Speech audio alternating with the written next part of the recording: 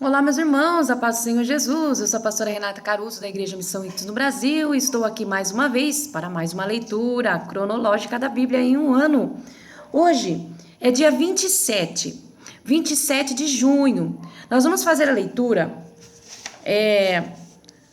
no segundo livro dos Reis, do capítulo 14, no capítulo 14, nós vamos fazer a leitura dos versículos 21 até o 25. E depois nós vamos já fazer a introdução do livro de Jonas, tá bom? Nós estamos fazendo aqui a introdução e lendo alguns profetas, já estamos entrando nos profetas menores, né? Nós já lemos Joel e agora nós vamos entrar em Jonas, que são considerados aí os profetas menores, tá? Lembrando que nós estamos fazendo essa leitura numa ordem cronológica, por isso que às vezes a gente vai e volta, porque nós estamos seguindo esta ordem de sequência dos fatos, dos anos, tá bom? Então, esses profetas, Joel e Jonas, eles estavam aqui neste tempo dos reis, né? Eles viviam neste tempo em que os reis de Israel e Judá estavam reinando. Então, por isso que nós estamos aí fazendo a leitura nesses livros, tá bom? Então, hoje, dia 27 de junho, nós vamos ler, então, o segundo livro dos reis, no capítulo 14, do 21 ao 25. Vamos lá?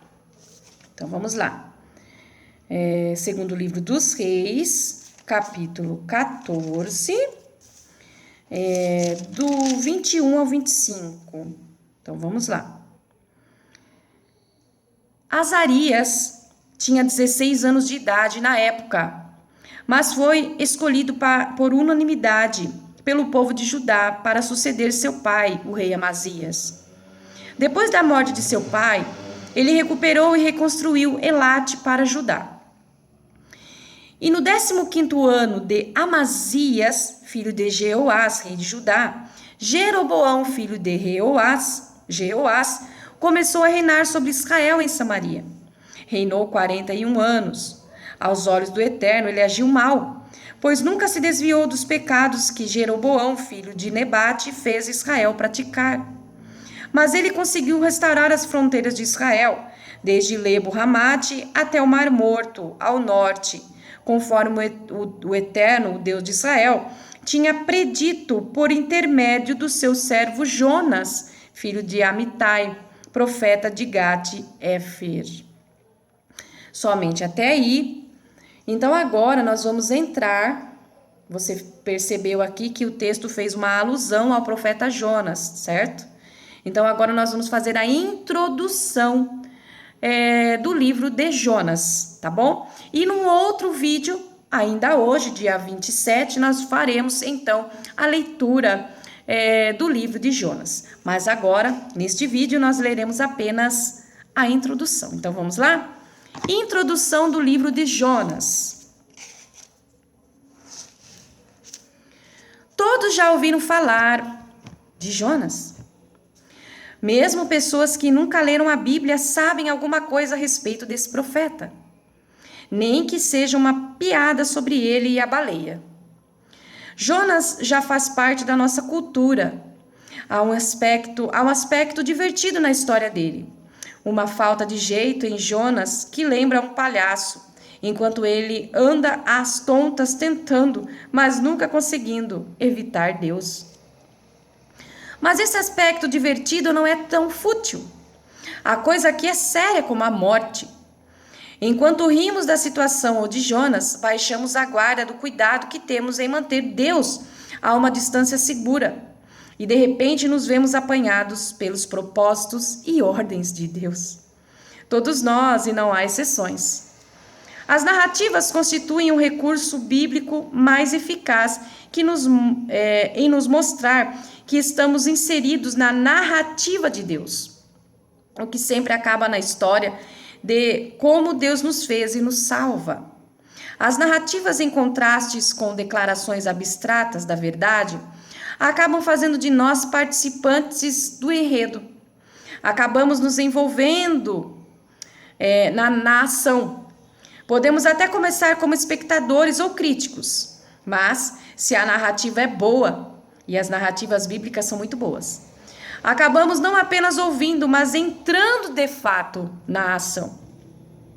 Uma razão que torna a história de Jonas tão importante e atual para fortalecer nossa caminhada de fé é que Jonas não é um herói muito elevado e distante, com quem não possamos nos identificar. Ele não faz nada de extraordinário. Em vez de ser retratado como herói, alguém a ser admirado, descobrimos em Jonas um companheiro na nossa incapacidade. Aqui está alguém do nosso nível. Mesmo quando consegue acertar alguma coisa, como pregar finalmente em Nínive, Jonas ainda erra ao ficar furioso com Deus. Mas o tempo todo Deus está trabalhando na incapacidade de Jonas. E apesar dela, e atingindo seus propósitos nele. A maioria de nós precisa de um ou dois amigos bíblicos como Jonas.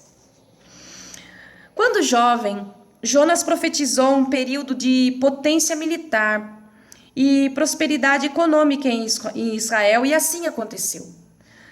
A Assíria, a perigosa superpotência do norte, estava temporariamente enfraquecida. Mas, algumas décadas depois, Deus enviou esse patriota para salvar a capital Assíria. Nínive da destruição. Para Israel, essa missão representaria um risco à segurança nacional.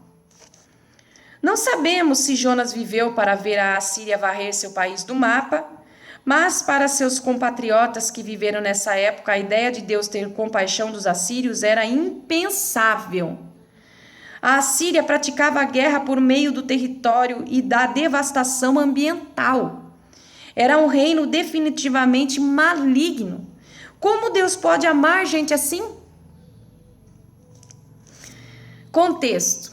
Por volta de 780 a 760 a.C., Jonas pegou um navio para Tarsis. Pode ter sido Tartessos, porto situado na costa sul da Espanha. Deus o enviou para Nínive, mas ele tentou ir o mais longe que podia na direção oposta. Os comerciantes de Tartessos tinham uma rota de navegação para as ilhas do Estanho, além da costa da Bretanha. Estanho era um componente essencial de bronze, um dos principais metais da época. Por isso, os comerciantes carregavam estanho da Bretanha, passando por Tartessos, para os portos da costa perto de Israel. Então, nós fizemos então a leitura da introdução do livro de Jonas. E ainda hoje, num outro vídeo, nós vamos ler os capítulos de Jonas. Então, até lá. Até o próximo vídeo. A paz do Senhor Jesus.